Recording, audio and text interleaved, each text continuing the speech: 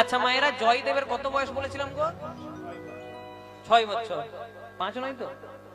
হ্যাঁ, বাহ, আপনারা খুব সুন্দর মনে রেখেছেন। 6 বছরের ছেলে, ভালো করে বর্ণ পরিচয় হয় নাই, বাঁশির গানটা শুনে গীত গোবিন্দের প্রথম শ্লোক লিখছে, মধুরম মধুরম মধুরতি মধুরম অপরূপ মুরলিনী নাদ।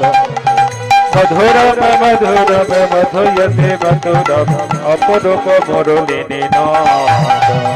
মধুরম মধুরম মধুরতি মধুরম অপরূপ মুরলিনী নাদ।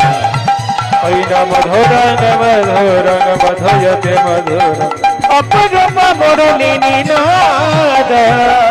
কেমন মধুর মধুর বংশী বাজে, মধুর মধুর বংশী বাজে, মধুর মধুর বংশী বাজে, মধুর মধুর বংশী বাজে, ওই নাকি বাজায়ে বনের মাঝে, মধুর মধুর বংশী বাজে, নাকি বাজায়ে বনের মাঝে। মধুর মধুর বংশী বাজে।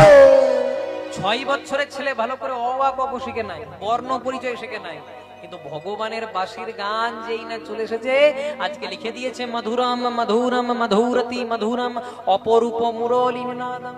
ভগবান মনে মনে চিন্তা করছে, না